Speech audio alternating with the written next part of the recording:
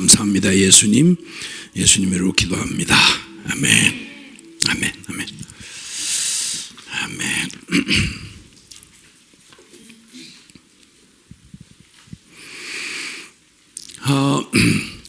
우리 주님을 사랑하시는 분만 아멘 하십시다. 우리 지난 시간까지 또 주님 안에서 또 비상한 때 더욱 복음으로, 그리고 이제 그 복음의 진수라고 할 수 있는, 복음의 보고라고 할 수 있는 성경 속의 성경 로마서를 이제 통해서 더욱 복음으로 나아가기를 이제 소원하면서 주님께 인도함을 받고 또 성령의 감동을 따라서 우리 함께 지금 로마서 여행을 시작을 했습니다.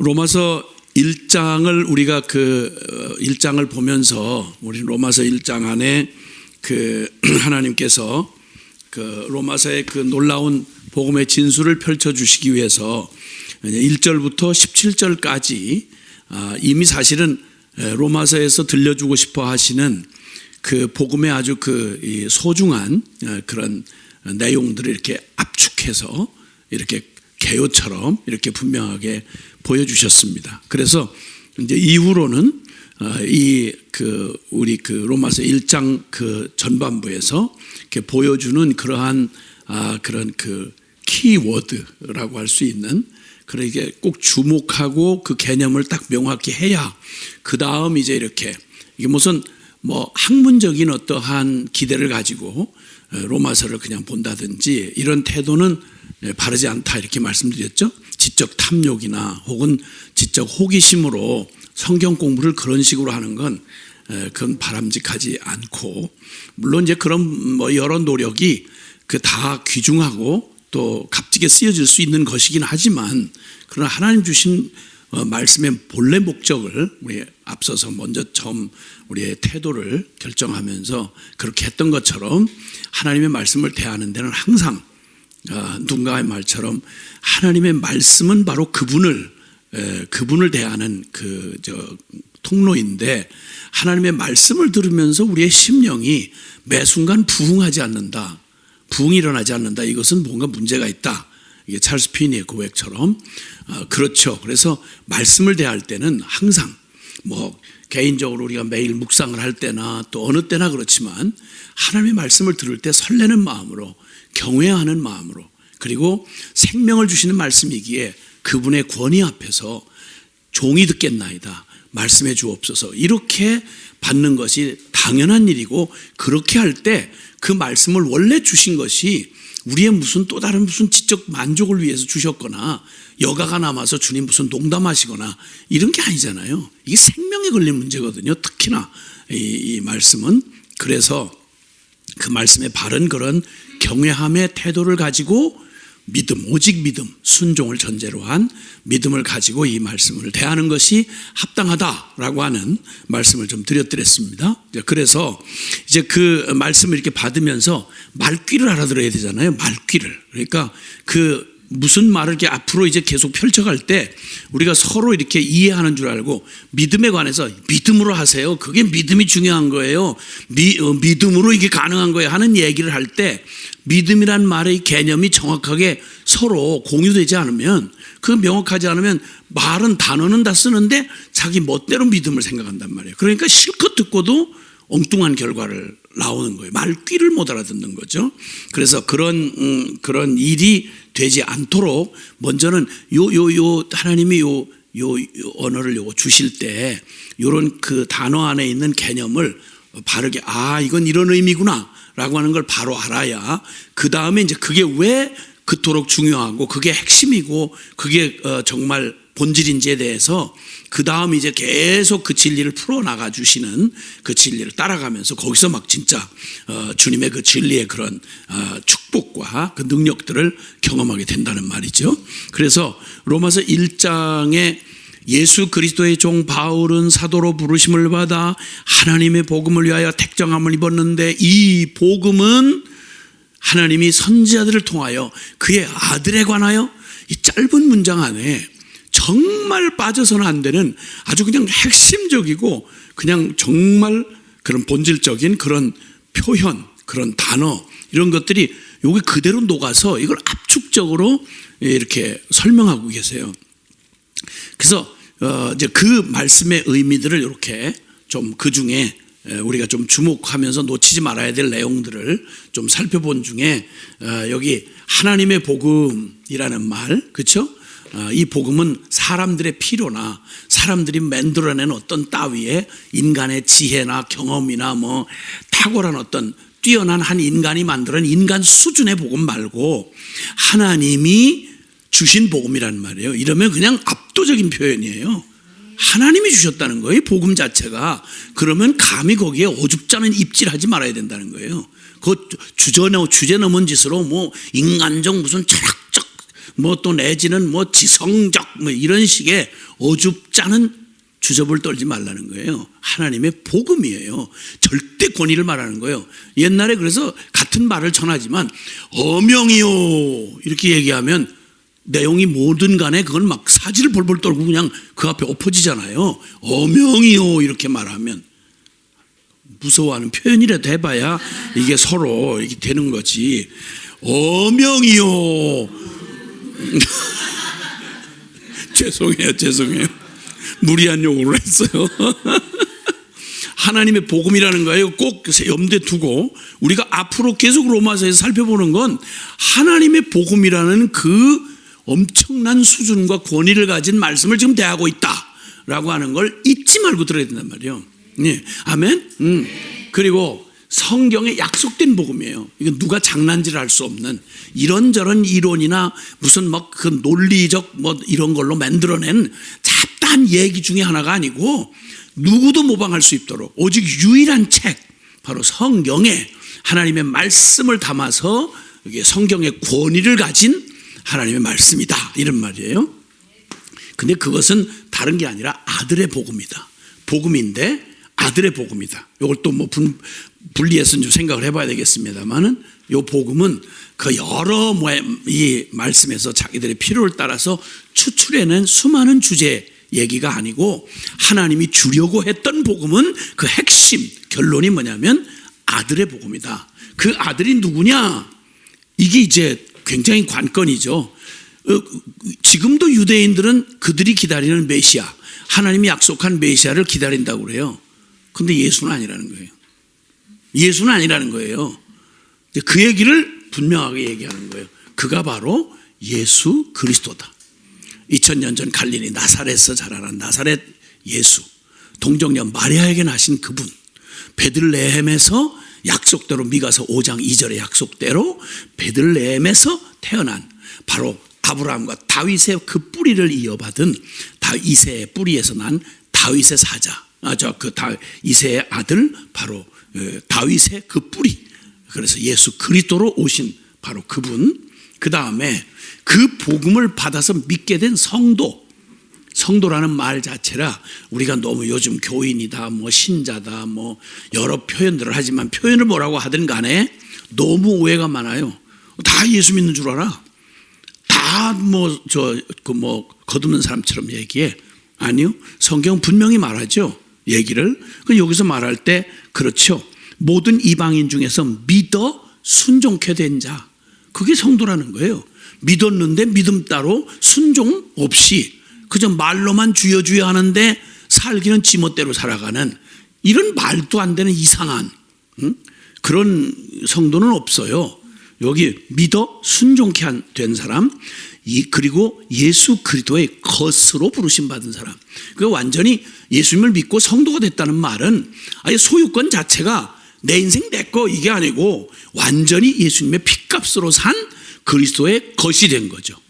자기를 부인하고 날마다 주의 십자가 주어주신 십자가를 지고 주님을 따르는 사람, 예수님의 것이 된 사람, 성도라고 이렇게도 간결하고 명확하게 말씀하셨는데 이것만 고민을 제대로 했더라면 그러면 지금처럼 이렇게 짝퉁 교인이 많을 리는 없잖아요. 헷갈리는 리가 없잖아요.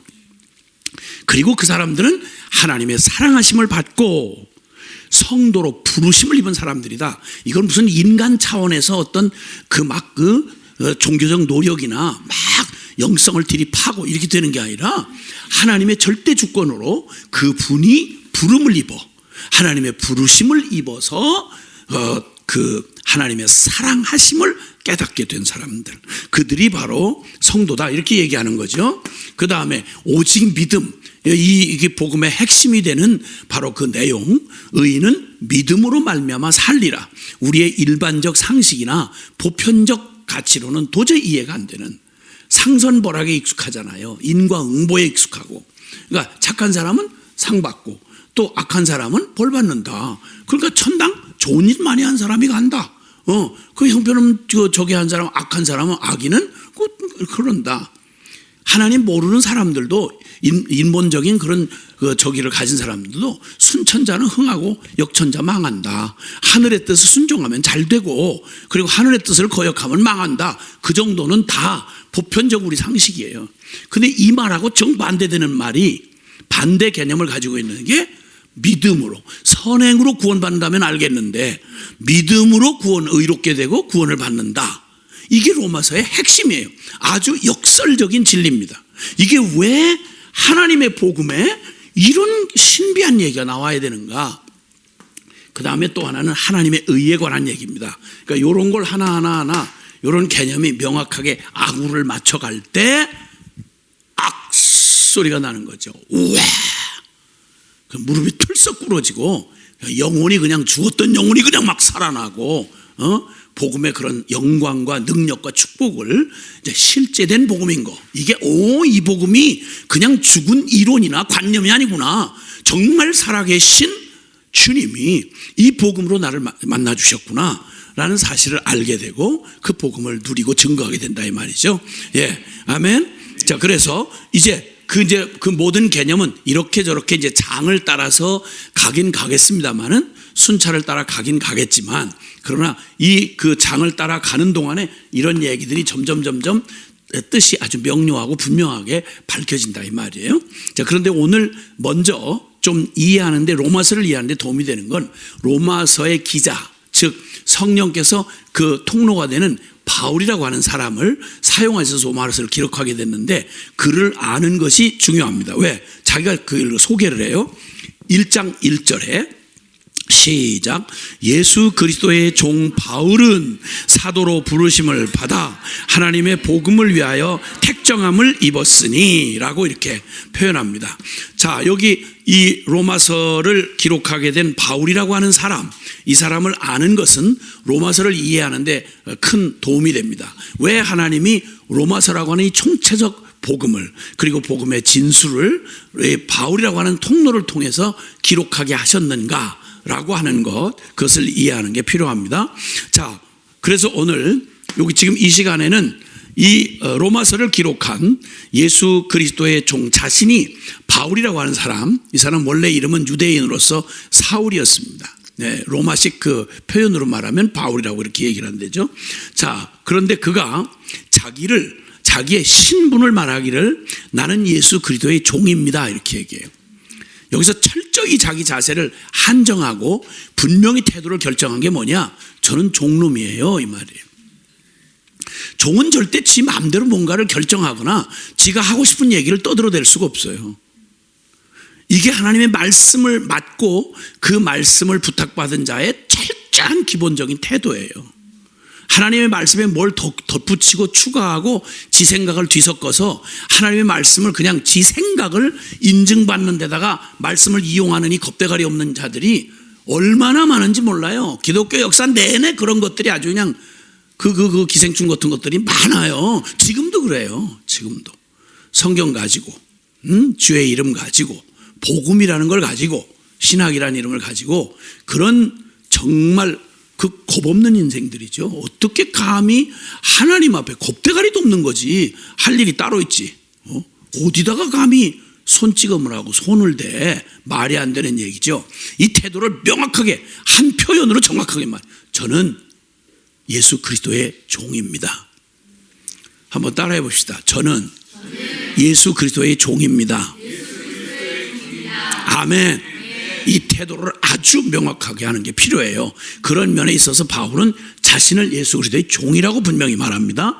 그리고 그 종으로서 하나님으로부터 부탁받은 내용, 저는 그걸 전달하는데요, 이런 말을 합니다. 그게 뭐냐? 하나님의 복음이라는 거예요. 하나님의 복음. 그것이 하나님의 복음이다 라고 말을 해요. 그리고 자기의 이제 과거에 대해서 설명한 부분들을 봅니다. 이 사람이 누구냐? 우리 디모데전서 1장에 한번 보면요, 디모데전서 1장으로 가보겠습니다. 디모데전서 1장, 이것도 바울을 통해서 기록된 말씀인데요. 디모데전서 1장 우리 12절을 보면요, 12절부터 디모데전서 1장 12절부터 우리 그 16절까지, 자 17절까지 읽읍시다. 시작. 나를 능하게 하신 그리스도 예수 우리 주께 내가 감사함은 나를 충성되이 여겨 내게 직분을 맡기심이니 비방자요 박해자요 폭행자였으나 도리어 긍휼을 입은 것은 내가 믿지 아니할 때 알지 못하고 행하였음이라. 우리 주의 은혜가 그리스도 예수 안에 있는 믿음과 사랑과 함께 넘치도록 풍성하였도다. 믿보다 모든 사람이 받을 만한 이 말이요 그리스도 예수께서 죄인을 구원하시려고 세상에 임하셨다 하였도다. 죄인 중에 내가 괴순이라. 그러나 내가 긍휼을 입은 까닭은 예수 그리스도께서 내게 먼저 일체 오래 참으심을 보이사 후에 주를 믿어 영생 얻는 자들에게 본이 되게 하려 하심이라. 영원하신 왕 곧 썩지 아니하고 보이지 아니하고 홀로 하나이신 존귀와 영광이 영원 무궁토록 있을지어다. 아멘. 아멘. 그는 복음의 철저한, 복음의 아주 철저한 복음의 원수요, 그는 복음의 반대자였습니다. 이런 사람을 왜 불러서 쓰실까요? 주님이. 그러니까 하나님의 복음의 아주 핵심적인 내용이 바로 다른 게 아니라 태생적으로 하나님을 알 수도 없고 하나님을 반역할 수밖에 없는 멸망 가운데 태어난 이 땅의 인류, 멸망할 수밖에 없는 자들을 향하여 하나님의 마음이 진짜 마음 중심으로 그냥 조건 없이 일방적으로 사랑하셔서 그들을 구원하시되 상상도 할 수 없고 말도 할 수 없는 차원이다. 하나님의 사랑으로 이 세상을 구원하신 그 일이 하나님의 구원의 역사요 복음의 핵심이라면 요 일에 가장 적합한 요 일의 그 가치를 누구보다 몸이 저리도록 소중하게 생각하고 딴 얘기를 하다가도 이 얘기밖에 할 게 없잖아. 응? 자기 인생에 일어난 일이 복음의 사건 속에서 가장 자기가 입은, 그래 자기 얘기를 해요. 내가 전에는 비방자요, 이 복음의 비방자요, 박해자요, 폭행자였으나 도리어 긍휼을 입은 것은 내가 믿지 아니할 때 알지 못하고 행하였다. 근데 우리 주의 은혜가 그리스도 예수 안에 있는 믿음과 사랑과 함께 넘치도록 풍성했다. 15절에 자기가 경험하고 자기가 입은 하나님의 이 사랑을 알고 나니 믿보다, 믿을 만하다, 틀림이 없다. 모든 사람이 받을 만한 이 말이요, 온 세계의 모든 열방의 모든 영혼들이 받을 만한 이 말이요, 그리스도 예수께서 죄인을 구원하려고 써먹을 만한 놈이 아니고 괜찮은 놈이 아니라 소망 없고 하나님의 반대자요, 폭행자요, 영원히 하나님의 원수되었던 자를 구원하시려고 그리스도 예수께서 죄인을 구원하려고 선한 놈이 아니고 구원하려고 세상에 임하셨도다. 죄인 중에 내가 괴수다. 괴수. 내가 괴수다. 여러분, 이렇게까지 듣고 나면 만약 복음이 내용이 이런 내용이면 하나님이 그 통로로 쓰시기에 기가 막힌 적합한 사람이 바울이라는 생각이 확 밀려오십니까? 할렐루야. 와, 그랬구나. 이 사람은 무슨 얘기를 복잡하게 해도요, 하나님의 마음의 중심의 심장 같은 복음의 핵심을 가장 잘 알아듣는 사람이야. 그렇죠? 그냥 막 나무라고 너희는 이놈 자식같이 인간 같지도 않은 게 아너들이 정말 실망했다, 이렇게 같은 야단을 맞아도 주님의 이 본심의 사랑을 경험한 사람은 그냥 두려움이 아니라 눈물이 퍽 쏟아지는 거예요. 주님 나를 사랑하셔서 저러시는구나. 주님이 나를 사랑하시니까 나만 책망하시는구나. 근데 이거를 부딪혀 보지 못한 인간은 조금만 뭐라고, 나만 그래? 딴 사람 다 그랬는데 뭐 나만 그래? 뭐 당장 반응이 이렇게 나오죠. 이렇게 하늘 땅 차이에요. 못 알아들어요. 그러니까 바울에게 있어서 이 복음은요, 그냥 들려진 이론 이런 거 아니에요. 그냥 막 사리고 피고 뭐 이런 거야. 그러니까 한마디 한마디 그는 절대 핵심을 놓치지 않아요. 이 한마디가 그냥 지나갈 수가 없어요. 막 부들부들 떨리는 거예요. 이 주제를 말할 때마다. 묻겠습니다. 지금 이 함께 로마서에 같이 참 복음의 궁전을 여행하는데 초대받은 사랑하는 우리 형제자매 여러분, 여러분 복음의 가장 중요한 이런 개념들, 하나님의 의, 뭐 오직 은혜, 뭐 믿음으로 의롭다함을 받는다, 뭐 등 이런 얘기에 이런 주제가 여러분의 삶에 진짜 그 어떤 것과도 비교할 수 없을 만한 감동과 이 보배로, 와, 도대체 그 말만, 그 단어만 들어도 그냥 내 가슴에 실제가 돼서 그냥 그 어떤 말보다도 아름다운 미사여구보다 이런 개념이 너무 내 안에 막 관심이 있고, 그냥 그 얘기가 그냥 뭐라고 말 안 해도 그 내 삶에 막 충격을 주고 나의 간절한 목마름으로 나를 이끌어가고 그 개념을 붙들고, 이렇게 여러분 삶에, 이건 본성에서는 안 되거든요. 본성적일 때는 안 돼요. 근데 복음을 부딪힌 사람들에게는 이게 이 반응이 나와요. 그러니까 딴 얘기가 뭐 대단한 무슨 뭐 쩍쩍하는 얘기 별로 관심이 없어서요. 이런 핵심이고 본질적인 얘기가 생명으로 와닿으면 그게 그냥 막 설명 안 해도 그냥 눈물이 퍽 쏟아지고 가슴이 막 설레고, 그냥 그걸 알고 싶고, 이 중에 어떠한 뭐 사람마다 부딪히는 주제가 다르겠지만 그 중에 이런 영적인 내 본성과는 다르지만 나의 존재, 가장 깊은 내 영혼을 때리는 이러한 그런 감격으로 실제가 된 걸 느껴보고 사십니까 지금? 예, 바로 그는 그런 사람이었습니다. 그가 우리 빌립보서 4장 4절에서 6절, 빌립보서 3장을 한번 가보세요. 빌립보 3장, 빌립보서 3장 4절부터 8절까지를 한번 같이 읽어보죠. 시작.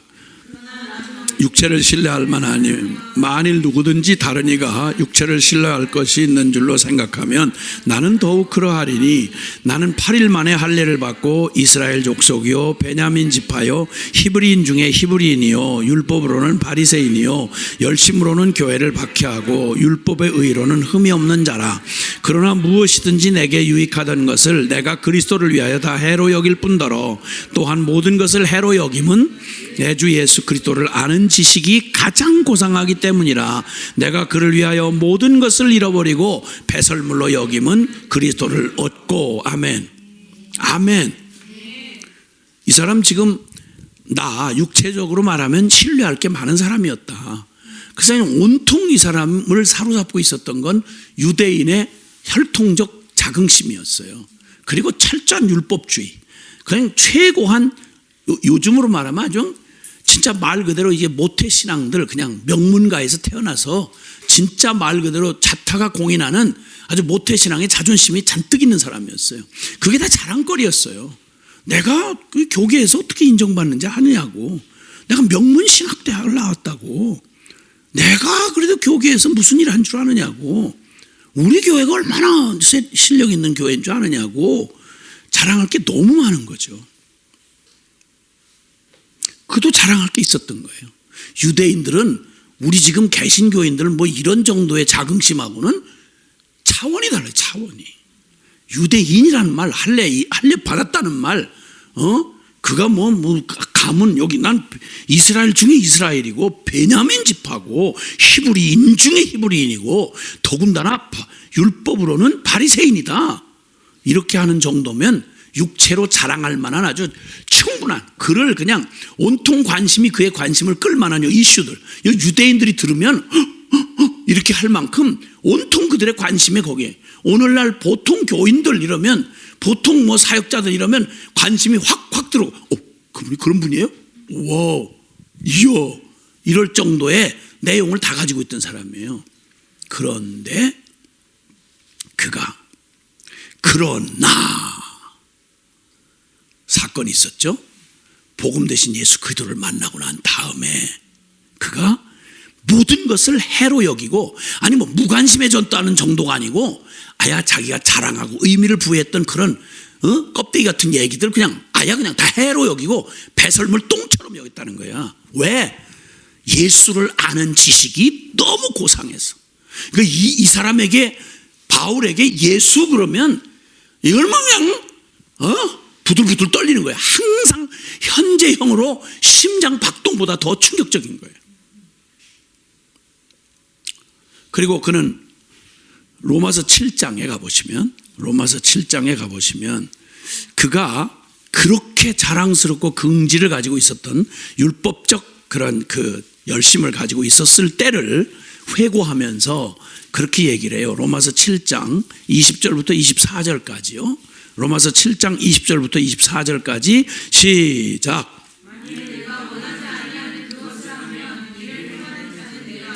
내 속에 거하는 죄니라. 그러므로 내가 한 법을 깨달았노니 곧 선을 행하기 원하는 나에게 악이 함께 있는 것이로다. 즐거워하되 내 지체 속에서 한 다른 법이 내 마음의 법과 싸워 내 지체 속에 있는 죄의 법으로 나를 사로잡는 것을 보는도다. 오호라, 나는 곤고한 사람이로다. 이 사망의 몸에서 누가 나를 건져내랴. 그의 과거의 얘기를 하는 거예요. 그토록 자긍심이 있고 그토록 열정적이고 그토록 실력과 자랑할 것이 많았던 그의 삶. 그는 철저한 유대인이요, 율법주의적 사람이었고, 그리고 한 걸음 더 나아가서 자기가 알고 있는 이 모든 것에 대한 자기의가 충만해가지고 이것과 반하는 복음에 대하여 그냥 있는 대로 박해하고 반대하고 핍박하고 대적하고 죽이는 바로 그런 자였다는 거예요. 자, 그런데 그의 삶에 무슨 일이 일어나는 거 아니? 예수 그리스도의 만남이 일어나요. 만남. 그것도 예수님을 핍박하고 예수님의 몸된 교회를 죽이고 막 난리를 치던 바로 그때.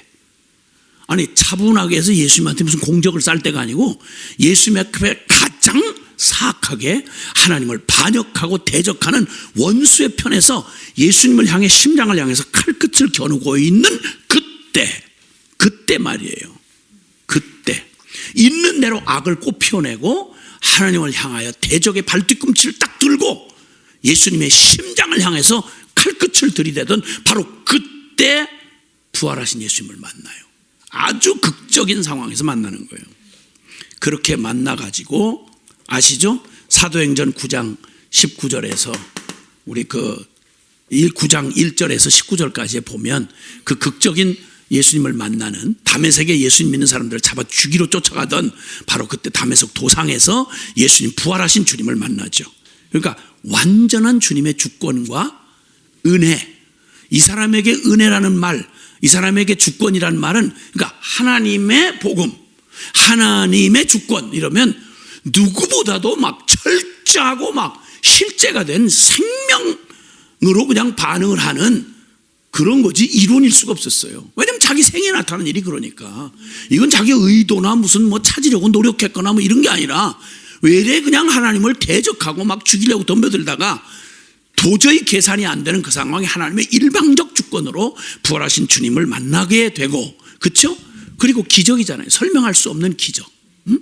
그 부활하신 주님을, 죽었다가 다시 살아났다는 걸 이론으로 배운 게 아니라 그 부활하신 주님을 사기친다고 그러면서 잡아 죽이러 다니는 그에게 직접 주님이 나타나셔서 정오의 빛보다 더 강한 빛으로 나타나셔서 사울아 사울아 네가 어찌하여 나를 핍박, 주여 누시오니까 쓰러져서 그냥 시름처럼 내뱉는 그의 말에 나는 네가 핍박하는 예수라. 세상에 세상에 무슨 기적 중에 이런 기적이 있겠어요?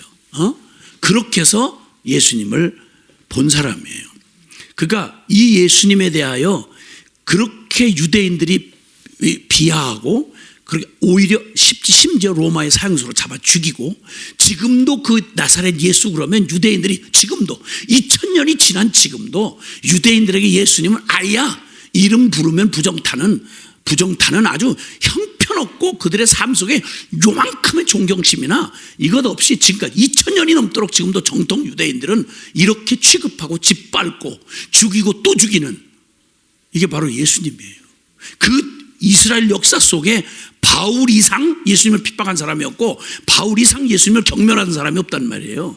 그런데 말입니다, 그에게 주님이 세상에 그 엄중한 권위로 예수 그리스도가 나타나셔서 부활의 주님으로 만나 주셨으니, 아까 우리 디모데전서 얘기처럼 만세 왕이신 예수님, 예수 그리스도에 관한 얘기를 바울 서신을 통해서 보면요, 골로새 1장 13절부터 쭉 이 예수님에 관한 얘기를 그 바울이 깨닫고 알게 된 예수님, 그가 존경하고 믿는 예수님은 우주의 모든 철학, 모든 사상, 이 땅의 어떤 만물 위에 가장 뛰어나신 분, 모든 이름 위에 뛰어나신 분, 모든 만물이 전부 엎어져서 그냥 그 발 앞에 입을 맞추고 경배해야 할 그분, 아마 바울보다 더 몸뚱에 있으면서 그렇게 주님의 실존 앞에 그분이 얼마나 위대하고 얼마나 높고 놀라우신 분인지를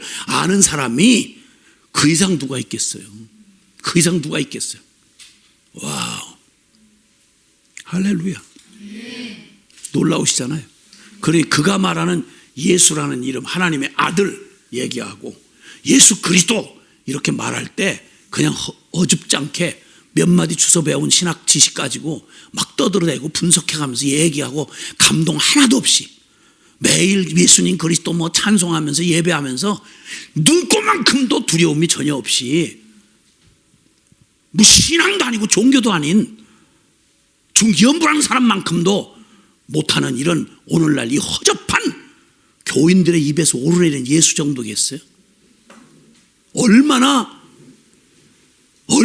부를 때마다 그렇게 얘기한 성경을 기록하다가도 그냥 찬양을 해요. 만세 왕이신 예수님을 얘기하다 보면 모든 찬양을 받으실이로다 아멘 이렇게 하고 문장을 이어가다가 그렇게 찬양으로 다시 이어가요. 본 적이 없으세요?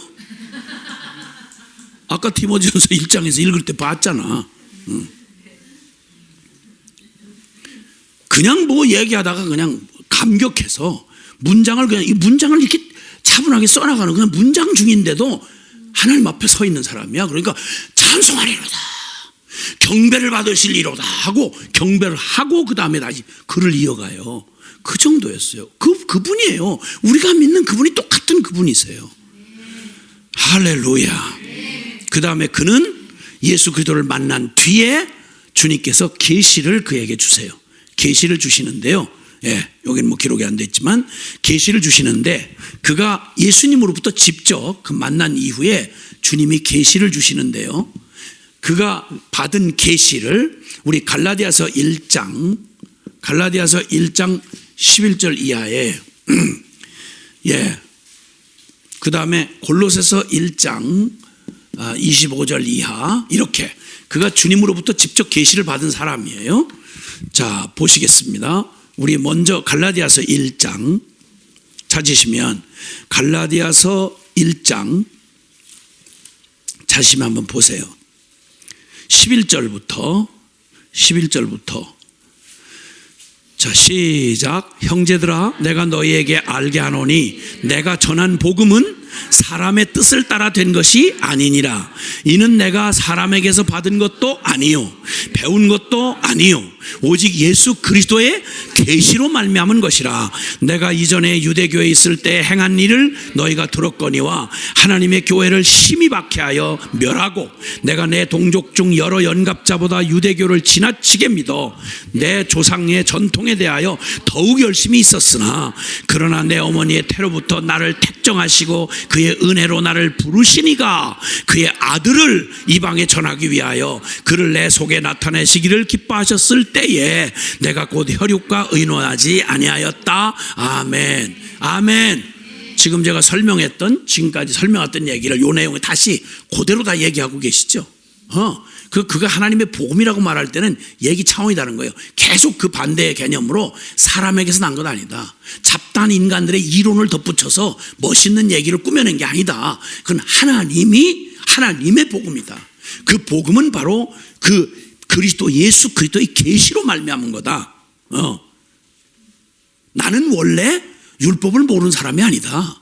유대교의 율법을 너무 지나치게 믿은 사람이고 모든 이가 다 증인이지만 유대인 중에 유대인이고 율법주의자 중에 율법주의자고 내 성경을 가장 잘한다고 생각했던 사람이다.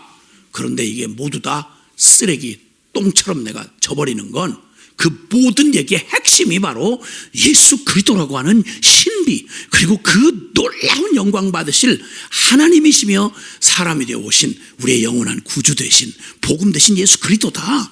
이 말이 계속 이 바울이 하는 모든 말은 이 강도, 이 농도를 가지고 외쳐지는 말이에요. 그러니까 주님이 놀랍게 쓰신 거예요. 역사상 가장 강력하게 세상을 뒤흔든 세상 사가들도 말해요. 인류 역사에 가장 치명적이고 가장 오래가고 그리고 근본적인 영향을 끼친 사람을 바울이라고 말해요. 바울이라고. 그런 사람을 주님이 선택하신 거죠. 자, 그래서 그 바울을 통해서 이제 그런 바울이 우리 신약 성경의 거의 대부분이 바울 서신이에요. 바울을 통해서 우리 보통 알고 있는 대로 에베소, 빌립보, 디모데 전후서, 디도서, 빌레몬서, 우리가 아는 신약 성경의 대부분 서신서들이 대부분 바울을 통해서 주님이 그걸 기록하게 하세요. 자, 그런데 이 바울의 기록한 배경에 대해서 크게 또 다시 저거 해볼 수는 없겠으나 한 AD 57년경 기록했다고 보고요. 그 기록할 때 그 얘기가 어떻게 되냐면 그가 이제 전도 여행을 다니고 이제 아시아에서 거의 이제 그리고 아시아와 또 유럽의 선교 여행을 통해서 이방 선교의 웬만한 지역들을 다 이렇게 이제는 복음을 전할 때가 더는 없다 해서 그가 바라던 복음의 땅끝까지의 소망이 있기 때문에 그 당시 세계의 중심이었던 로마, 모든 길은 로마로 이렇게 얘기하잖아요. 그리고 그 공용어가 온 세계에 통하는 공용어를 사용하고 있었고, 그러니까 로마의 중심부에 복음이 딱 떨어지면 로마는 모든 곳으로 향하는 길이 다 되어져 있고 헬라어로 통일이 되어 있고, 그러니까 이런 그 로마를 향해서 그 마음이 있어서 그 로마에서 그때 당시 유럽의 끝이며 아프리카의 북단이라고 할 수 있는, 북단에 접해 있는 스페인까지 그 복음을 전하고 싶은 열정이 있었어요. 그래서 로마를 가고 싶어서 늘 그냥 땅끝을 바라보는 그의 마음의 열정이 성령께서 계속 거기를 가게 하려고 했었는데, 이제 드디어 이제 어지간히 이제 사역이 정리되면서 한 가지 숙제가 남았어요. 한 가지 숙제가 남은 건 뭐냐? 그는 여기 말하는 대로 로마서를 기록한 바울의 얘기를, 그는 철저한 유대인이었다. 지금까지 우리가 살펴본 대로. 그러면서 그리스도 반기독의 선봉에 섰던 사람이고, 그리고 그는 이방인의 사도로서 부름받았어요. 그러니까 이방 교회를 개척하고, 그 대부분의 이방 교회들은, 안디옥 교회 이후에 이방 교회들은 대부분 바울을 통해서, 바울의 선교단을 통해서 개척된 교회들이죠. 그러다 보니까 이방인으로서 예수님을 믿게 된 이방 교회는 말 그대로 우리는 너무 당연해요. 우리는 지금 이방 교회라고 따로 얘기 안 하잖아요. 우리가 정통 교회라고 생각하잖아.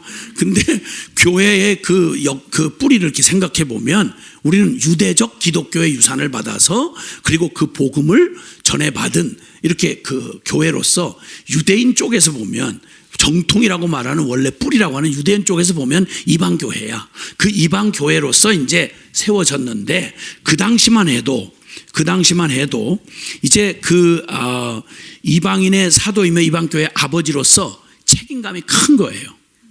왜냐하면 어떤 지금 상황이냐면 여기 과도기적인 유대 기독교에서 순전한 기독교로 넘어가는 과도적인 그 상황에 있는 거예요. 이건 굉장히 중요한 의미를 갖고 있는데 이 복음을 주님께서 담아서 이 땅에 이 복음이 이루어지도록 하는데 통로로 쓰신 게 유대인이라고 하는 이스라엘 백성이었죠. 아브라함의 후손들.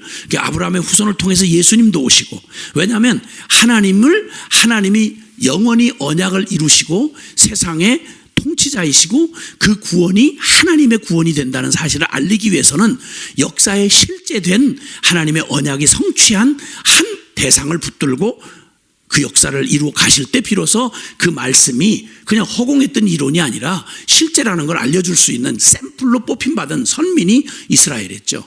그러니까 그 이스라엘과 맺은 언약을 계속 주님이 이루어 오시던 중에 그 끝에 예수 그리스도가 언약대로 오셨고 복음이 이루어졌으니까 당연히 기독교 그러면 유대적 기독교인 거예요. 근데 우리 아시지만 첫 예루살렘 교회가 오순절 성령 강림을 통해서 교회가 탄생하고 나서 그 교회가 탄생하고 난 다음에 드디어 거기에 이제 예수님의 증인 첫 12제자가 있어요. 상징적으로 그 첫 예루살렘 교회의 주된 그 주님의 역사적의 증인은 12제자예요. 12제자는 그들의 독특한 그 직분이 바로 뭐냐면 예수님이야말로 이 역사 속에 실제 오신 분이고 그분이야말로 진짜 약속된 대로 유대인의 그 유대 지파의 유대인으로서 오셨고, 그리고 그분이 전한 가르침, 그분의 기적 이런 걸 통해서 그분이 분명 하나님의 아들이심을 드러내는 걸 처음부터 본 사람이에요. 그리고 십자가에 진짜 약속대로 죽으시고 부활하셨다. 이거는 증거가 없으면 그냥 얼마든지 소설을 써낼 수 있는 얘기니까 이 얘기는 다른 소설이나 신화에서 만들어낼 수 있는 이런 따위의 얘기가 아닌 거예요. 역사 속에 실제 이루어지고 증명된 사실이라는 걸 12명, 이 완전 숫자죠. 거의 완전한 숫자죠. 그래서 12명의 제자들을 선택하셔서 12명의 제자들이 그 제자들을 통해서 예수님 진짜 오셨어. 그분은 진짜 말씀대로 사셨어. 그리고 예수님 기적을 나타내셨고 십자가에 죽으시고 부활하셔서, 그래서 제자들 12제자의 자격은요, 예수님이 공생애를 시작하시는 그 처음부터 요한의 세례 때부터 시작해서 십자가와 부활까지 함께 동창한 사람이어야 12제자예요. 그러니까 예수님이라고 하는 실존을 증명해 줄 12명의 사람들. 그래서 하늘나라의 기초도요 12명의 사도들이 그 기초석이 돼요. 이스라엘이라고 하는 이 역사 속에 존재했던 선민 이스라엘을 상징하는 게 야곱의 12아들이잖아요. 12지파. 그건 하늘나라에서도 역시 그래요. 그래서 구약의 12지파, 그 다음에 12사도, 그래서 24장로가 하늘나라의 기초석이 이루어져 있잖아요. 그렇단 말이에요. 그래서 이분들의 역할은 전무후무예요. 12사도의 직분은 전무후무예요. 그들을 대신할 게 없어요. 그런데 그들 중에서, 그들도 물론 베드로서 야고보서 뭐 다 이렇게 기록하셨지만 특히 바울에게 있어서 특별하게, 근데 그분들은 생각이 전부 다 유대인 출신이에요.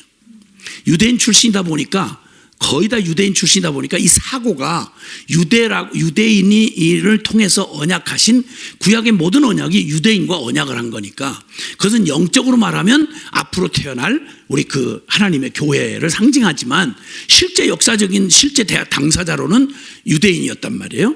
그러니까 그 유대적인 그런 언약을 받고 거기서 그리스도인들이 된 사람들이라서 이분들에게는 유대인을 바꿀 필요가 없어요. 완전히 유대적 기독교인이에요. 베드로도 그렇고 다른 사람들도, 야고보도 그렇고 다 그래요. 안드레도 그렇고. 근데 이분들의 생각이 어디에 막혀 있냐면 율법을 지켜야 되고 할례를 받아야 되는 거예요.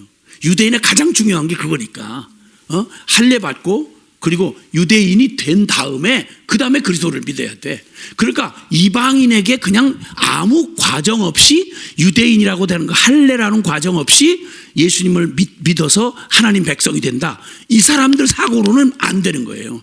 그래서 사도행전 내내 시비가 벌어졌던 게 어떻게 이방인이 예수를 그냥 같이 믿어서 똑같이 유대인 이방인 구별 없이 믿음으로만 구원받냐? 이 얘기 자체가 그냥 유대인 거품 물고 넘어질 얘기예요. 심지어는 사도들조차도. 그래서 사도행전도 15장에 가서야 할 수 없이 예루살렘 총회가 일어나면서 이방인들에게는 다른 거 요구하지 말자. 할례나 다른 거 요구하지 말고 오직 회개하고 주 예수 믿고 우상 섬기는 그것만 제하면 그러면 다 우리 함께 같이 하늘나라의 권속이다.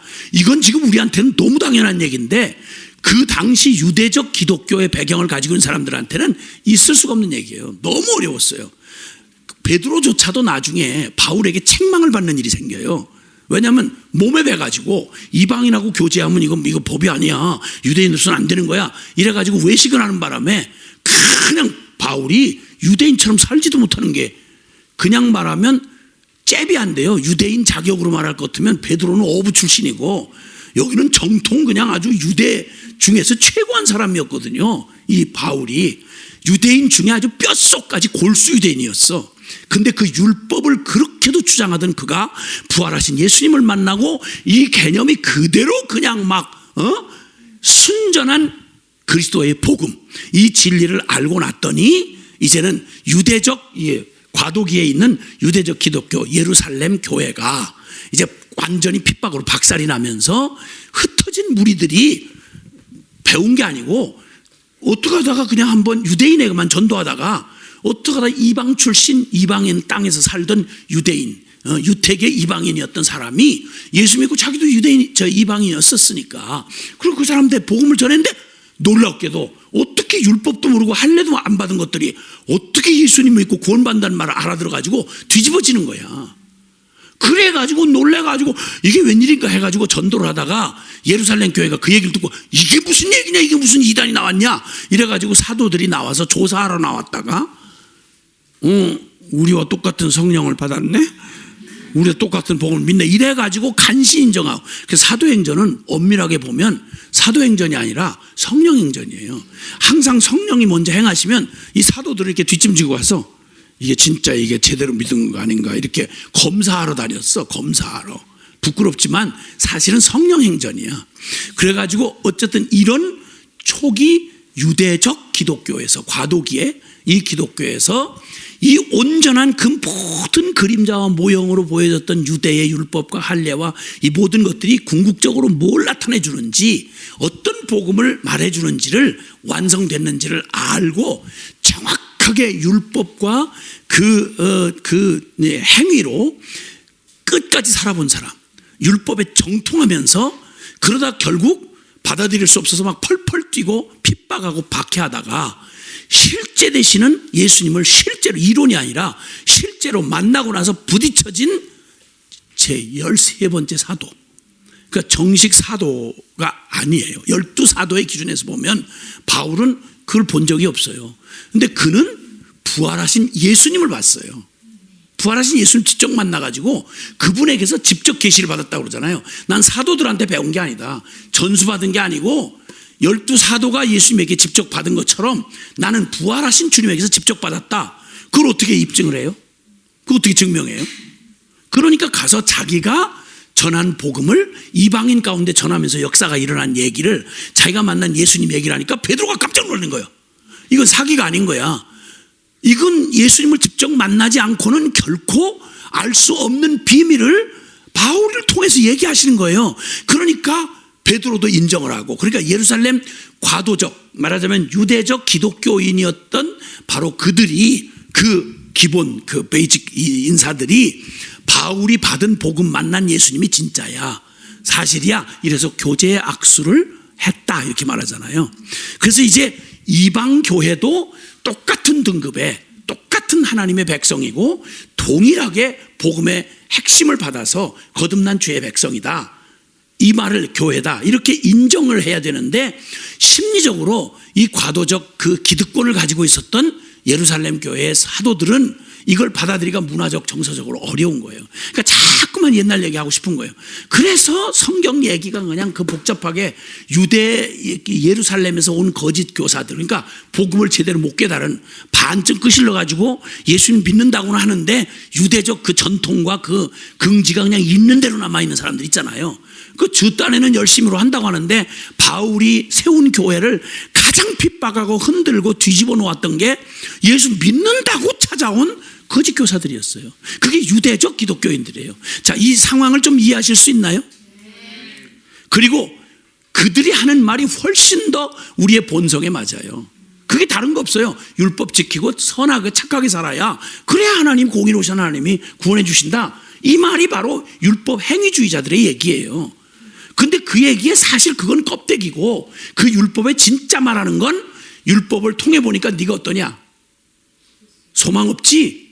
행위로 안 되겠지? 그래서 하나님이 은혜의 복음을 준비해 놔야 돼. 그래서 복음은 저 여자의 후손으로 약속되고, 그리고 늘 제사 때마다 희생 제물로 잡혀지는 속죄의 어린 양이 바로 성경의 약속대로 오신 아들의 복음이고, 그게 예수 그리스도의 십자가의 복음이다, 이 말이에요. 아멘. 이걸 성령이 아니고는 알아들을 수가 없어요. 그러니까 지금도 교회에 수많은 사람들이 복음 비슷한 얘기, 본인이 듣고 싶은 얘기, 상식과 통박과 윤리와 그 도덕에 맞는 얘기, 이런 얘기 이상하면 싫다는 얘기, 죄 얘기하고 심판 얘기, 뭐 그런 얘기 하지 말라는 거예요. 안 듣는 거예요.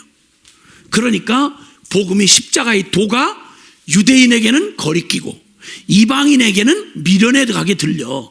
그러나 부르심을 입은 자들에게는 그리스도의 복음이야말로 하나님의 지혜요 하나님의 능력이라.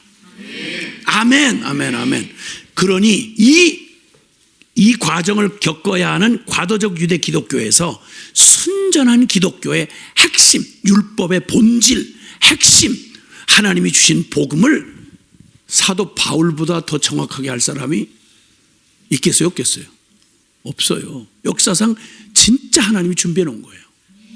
바울이라는 이 독특한 사람, 12 제자 그룹에 들어갔더라면 그도 역시 철저한 유대적 기독교인이었을 거예요.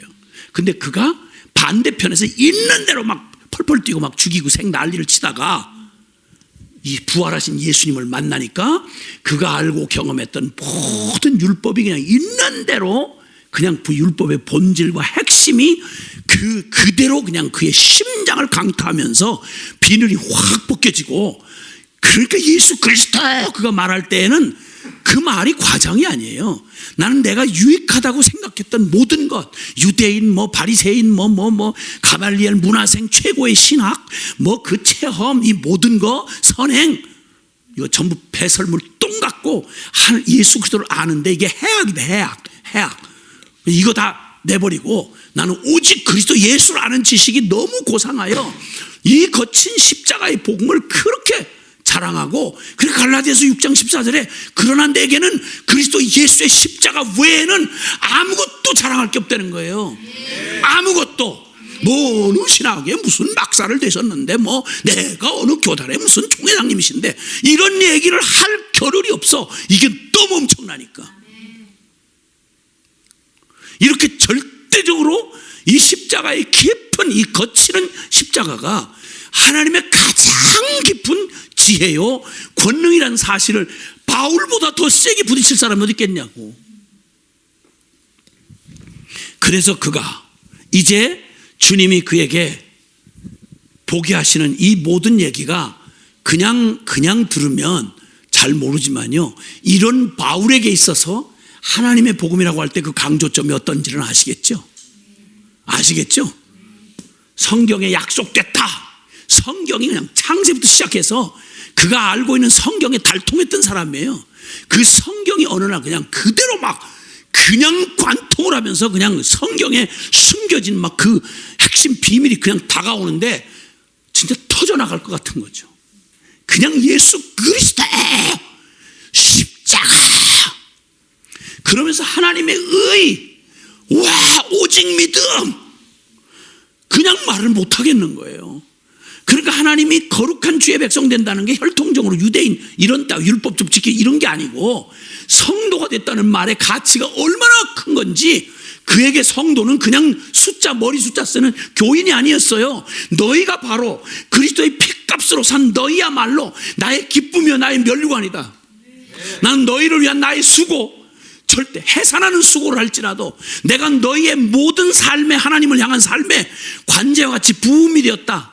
그냥 포도주 한 방울 제물 바치는데 다 없어지는데 향기 좀 내라고 포도주 한 번 부어지는 것처럼 내가 너희가 하나님이 받으신 만한 제물이 될 때 내가 그렇게 쓰임받는 거, 나는 진짜 더 말할 것 없는 영광이다.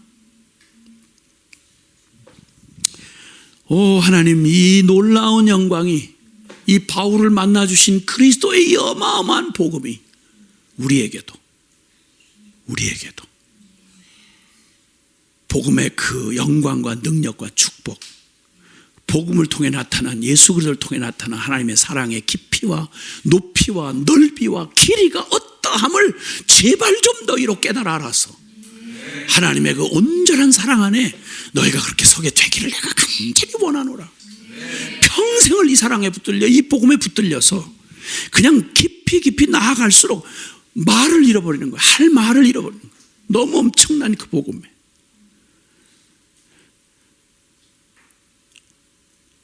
그럼 빌립보서 1장 20절 21절에 내가 내 간절한 기대와 소망, 거듭난 자기의 생명 안에 생겨난 간절한 기대와 소망이 있는데, 전에와 같이 이제도 담대하여 내가 바라는 소원이 하나 있다. 그건 뭐냐? 내 몸 안에 계시는 이 십자가의 신비한 복음을 통해서 내 안에 계신 그리스도가 나를 통해서 존귀히 되는 것이다. 그래서 그 열정이 얼마나 간절한지, 주님이 나 때문에, 나의 연약함 때문에, 나의 한계 때문에 주님이 어른어른 비춰서 잘 안 보인다든지, 나의 그 더딘 순종 때문에 주님의 순전함이 흘러가지 못하는 이런 일 제발 없고, 만약 내 안에 사는 게 그리스도니 나 죽는 것도 유익하다. 내 안에 아무것도, 주님을, 내 안에 계신 그 순애보의 사랑의 주님, 그 신비한 복음의 실체가 되신 그분이 내 안에서 그대로 드러나도록 내가 등에 가시라면 나를 한 점 오류 없이 깨끗이 닦아서 주님의 빛이 그대로 온 세상을 아무 얼룩덜룩 없이 그 예수 그리스도의 그 놀라운 십자가 복음의 영광의 빛이 모든 영혼들에게 그냥 그대로 투명하게 비춰지기를 간절히 내가 바란다.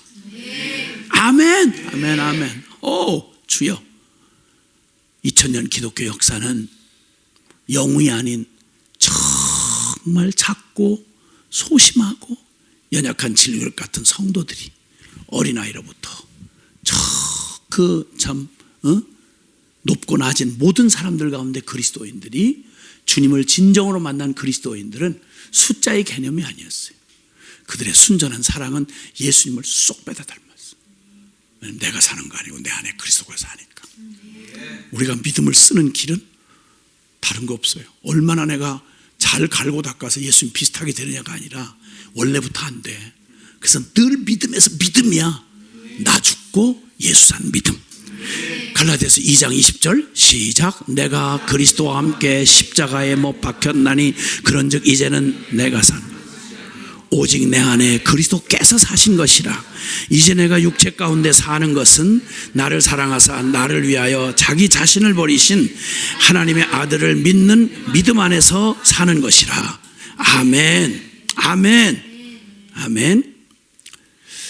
그 바울이 그 고백하고 간절하게 노래했던 그의 생명이 된 노래, 그 노래를 바울이 여러 곳에서 자신의 고백을 노래했는데요, 그 노래를, 바울 형님의 노래를 성령 안에서 받아가지고 시인도 아닌 제가, 그리고 바울 형님의 노래를 이렇게 정리해 본 게 있어요. 예수님 없는 나는 없어.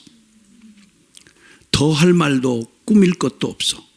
자랑할 것도 낙심할 것도 없어. 설명도 변론도 필요 없어. 십자가 그 내 영광이요. 잘남도 못남도 의미 없어. 비난할 것도 칭찬할 것도 없어. 삶도 죽음도 차이 없어. 더 이상 목마르지 않소. 더 이상 두려울 것도 없어. 갈등할 것도 고집할 것도 없어. 무엇도 내겐 필요 없어. 가져가 보시오. 뺏어 보시오. 흔들어도 보고 비웃어도 보시오. 그리고 모든 이 앞에 바보로 세우시오. 그러면 그대 보게 될 거예요. 깨진 질그릇 안에 감추어진 보배 되신 예수 그리스도, 그분을 보고 당황하고 말 거예요. 보게 될 거예요. 그리고 당신도 보고 말 거예요. 노래를 한번, 우리 김지산이라고 하는 용감한 정예병이 여기에다가 곡을 붙여서 부른 그 노래가 도착을 했습니다. 한번 그 노래를 들으면서 이제 기도로 마쳤으면 좋겠습니다.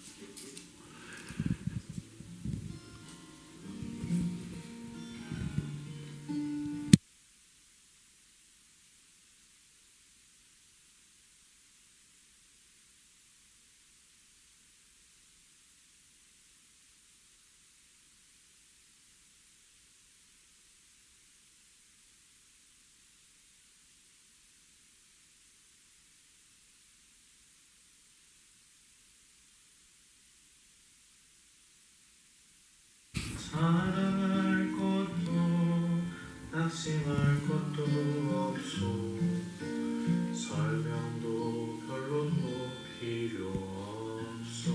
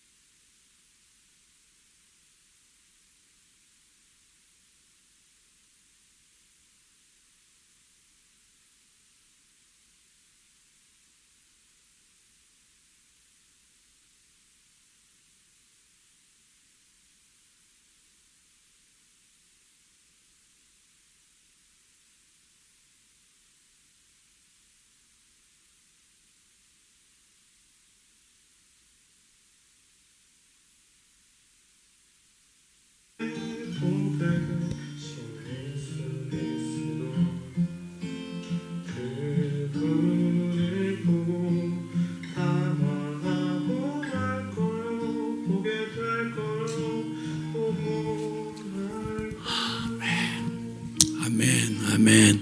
함께 기도하겠습니다.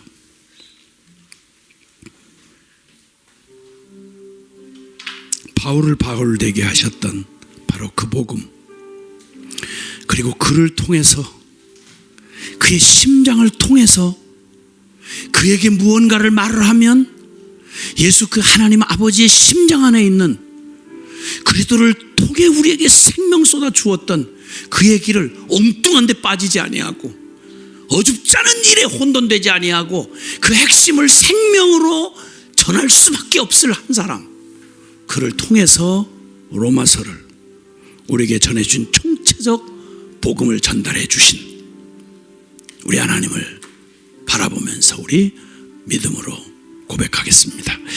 사랑하시는 아버지 하나님, 감사합니다. 오 주님 고맙습니다 아버지.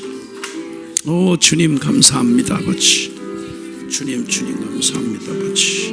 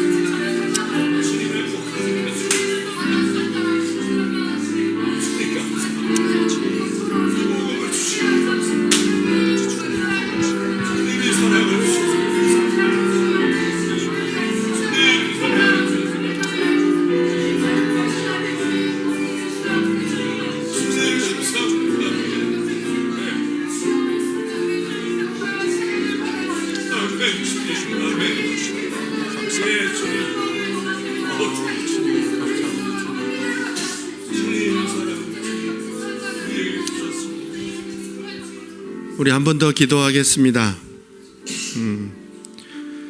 바울을 부르신 분은 살아계신 하나님이십니다.